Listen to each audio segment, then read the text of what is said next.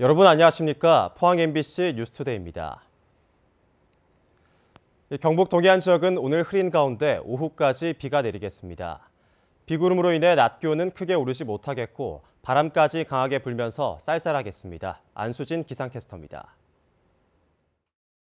오늘 출근길에는 우산 챙겨 나오셔야겠습니다. 경북 동해안은 흐린 가운데 오후까지 곳곳에 빗방울이 떨어지겠는데요. 예상되는 강수량은 경북 동해안으로 10에서 40mm, 울릉도와 독도에 5에서 20mm입니다. 오늘 아침 기온은 18도에서 21도의 기온 분포로 출발하겠습니다. 비가 내리면서 낮 동안에도 쌀쌀함이 감돌겠는데요. 낮 기온 21도 안팎의 기온 분포를 보이겠고 바람까지 강하게 불겠습니다. 오늘 비가 내리는 지역에는 가시거리가 짧겠습니다. 교통안전에 유의하시기 바랍니다. 자세한 지역별 날씨 알아보겠습니다. 오늘 흐리고 오후가 되면서 비가 대부분 그치겠습니다. 낮 기온 울진과 영덕, 경주가 21도, 포항 22도입니다. 울릉도와 독도에도 오후까지 가끔 비가 오겠습니다. 낮 기온 울릉도 20도, 독도 21도입니다.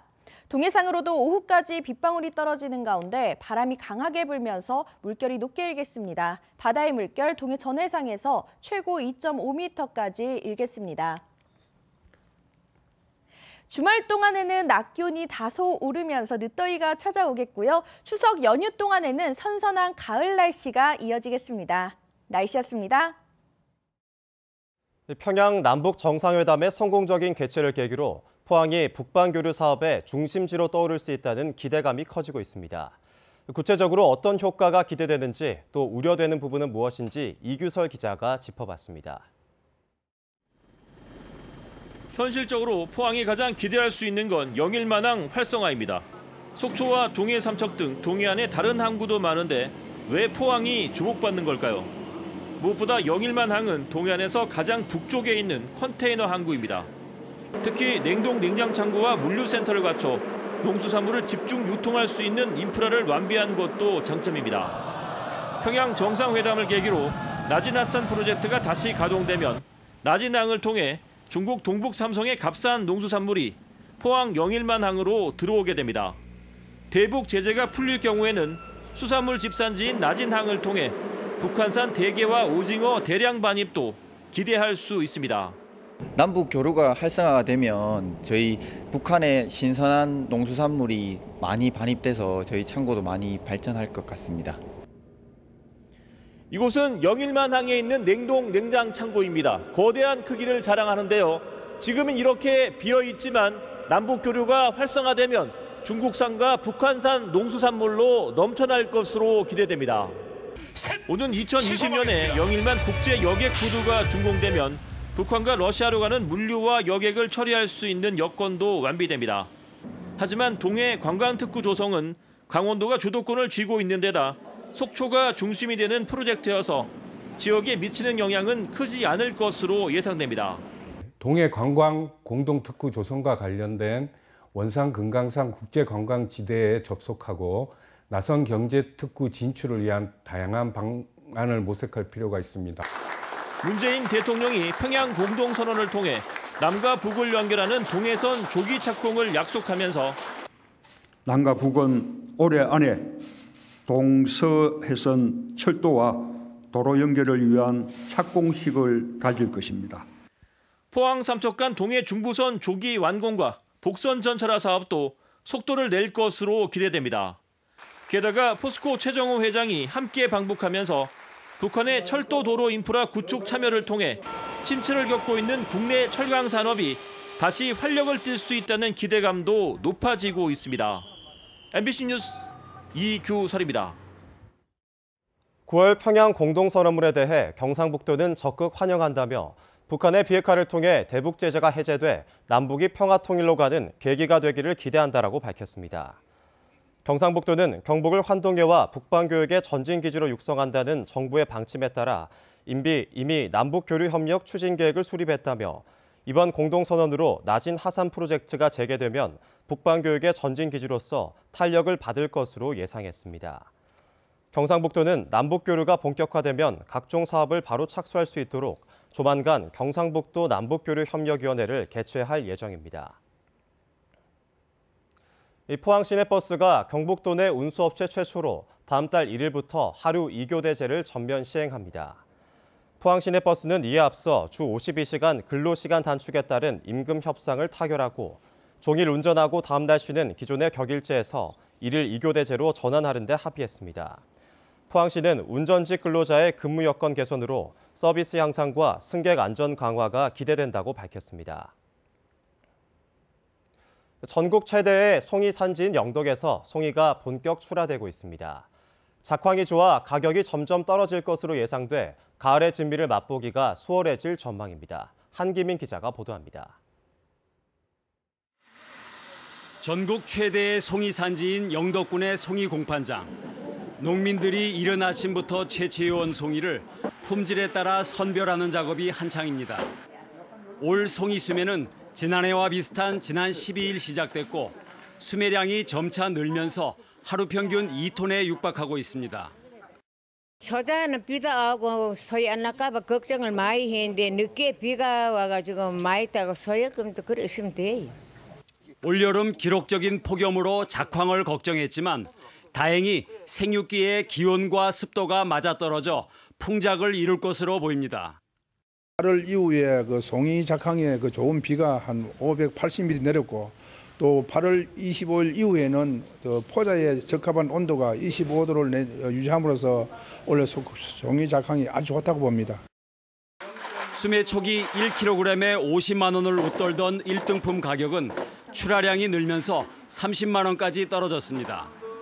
송이 출하에 맞춰 영덕 군민운동장과 영해면 칠봉국도 휴게소에는 송이 장터가 문을 열었습니다. 채취 농민들로부터 직접 필요한 만큼 살 수 있어서 소비자들의 반응이 좋습니다.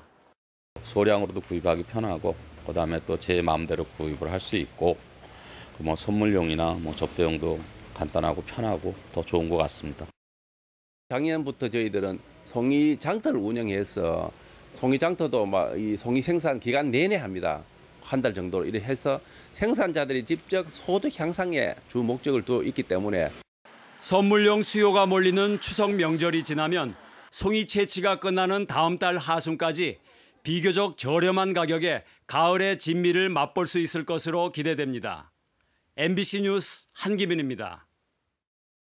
방사선 대피 반경인 방사선 비상계획구역이 기존 8에서 10km에서 25에서 30km까지로 대폭 확대됨에 따라 울진 하늘원자력 발전소에 영향을 받는 봉화군 석포면과 경주 월성원전에 영향을 받는 포항시 장기면과 오천읍이 방사선 비상계획구역에 새로 포함됐습니다.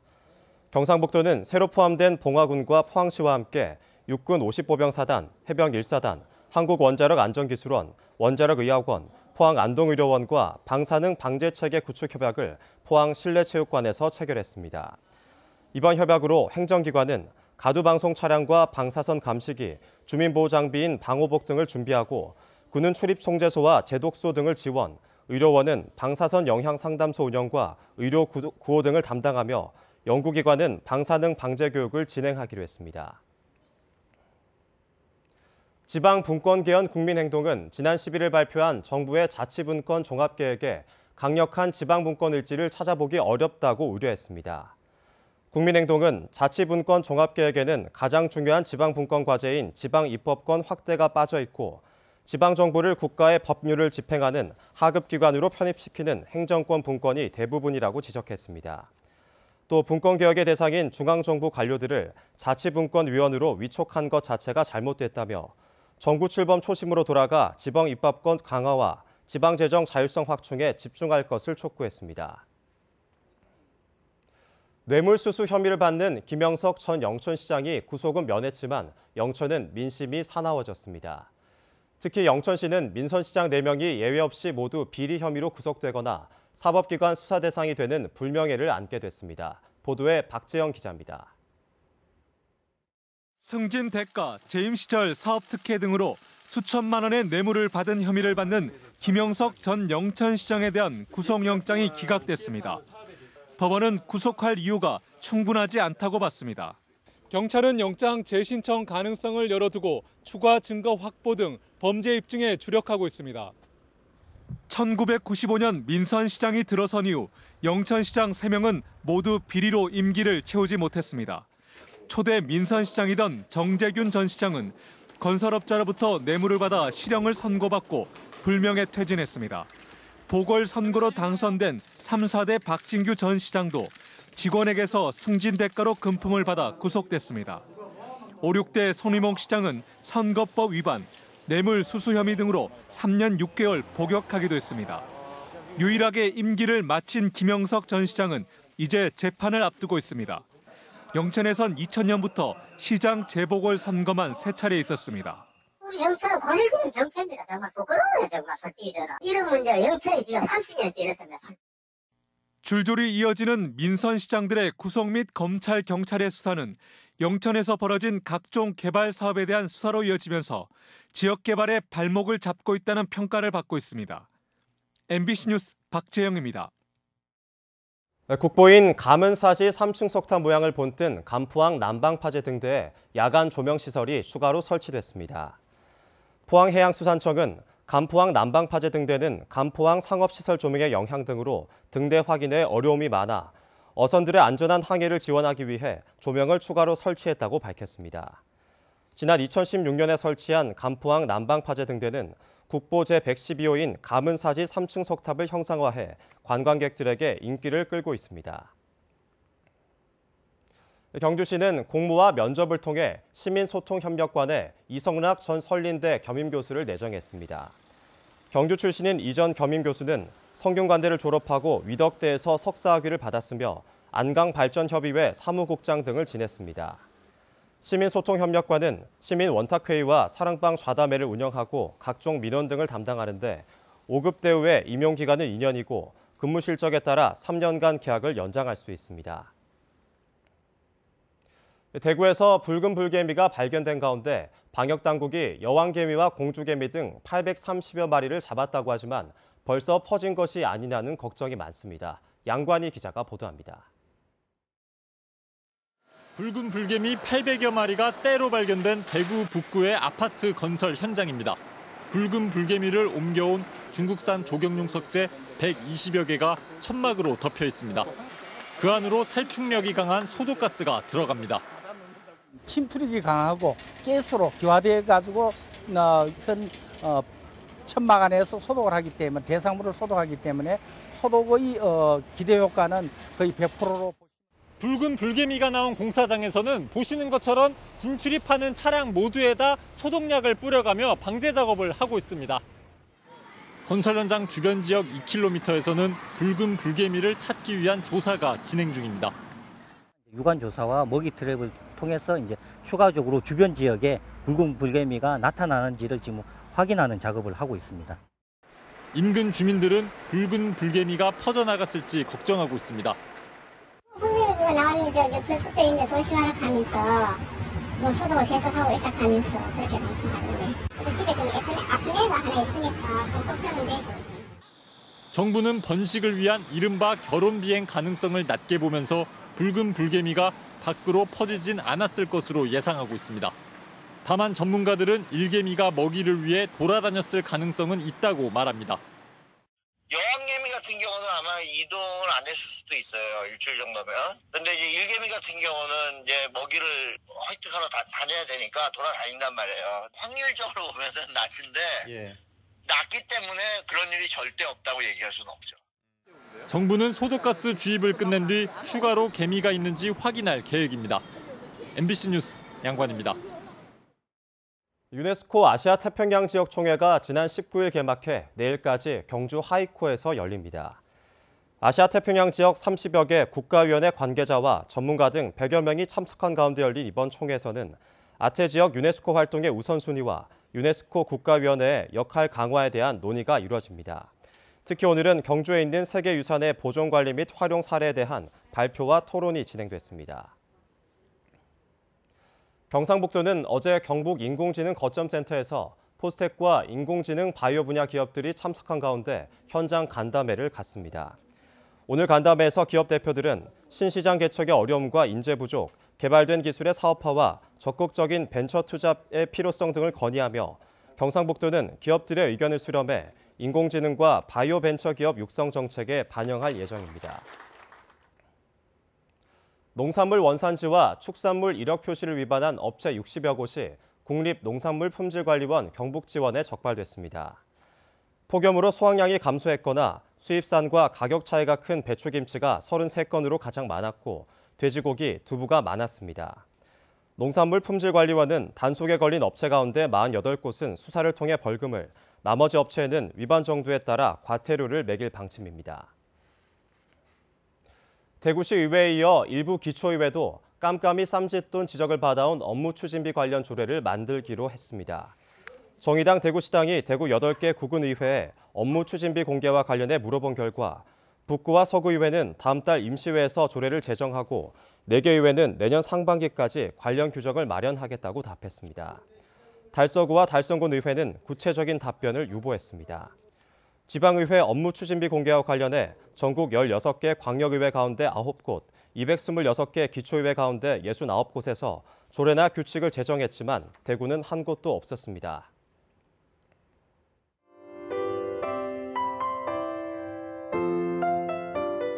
오늘 출근길에는 우산 챙겨 나오셔야겠습니다. 경북 동해안은 흐린 가운데 오후까지 곳곳에 빗방울이 떨어지겠는데요. 예상되는 강수량은 경북 동해안으로 10에서 40mm, 울릉도와 독도에 5에서 20mm입니다. 오늘 아침 기온은 18도에서 21도의 기온 분포로 출발하겠습니다. 비가 내리면서 낮 동안에도 쌀쌀함이 감돌겠는데요. 낮 기온 21도 안팎의 기온 분포를 보이겠고 바람까지 강하게 불겠습니다. 오늘 비가 내리는 지역에는 가시거리가 짧겠습니다. 교통안전에 유의하시기 바랍니다. 자세한 지역별 날씨 알아보겠습니다. 오늘 흐리고 오후가 되면서 비가 대부분 그치겠습니다. 낮 기온 울진과 영덕, 경주가 21도, 포항 22도입니다. 울릉도와 독도에도 오후까지 가끔 비가 오겠습니다. 낮 기온 울릉도 20도, 독도 21도입니다. 동해상으로도 오후까지 빗방울이 떨어지는 가운데 바람이 강하게 불면서 물결이 높게 일겠습니다. 바다의 물결 동해 전해상에서 최고 2.5m까지 일겠습니다. 주말 동안에는 낮 기온이 다소 오르면서 늦더위가 찾아오겠고요. 추석 연휴 동안에는 선선한 가을 날씨가 이어지겠습니다. 날씨였습니다. 이상으로 포항 MBC 뉴스를 마칩니다. 여러분 고맙습니다.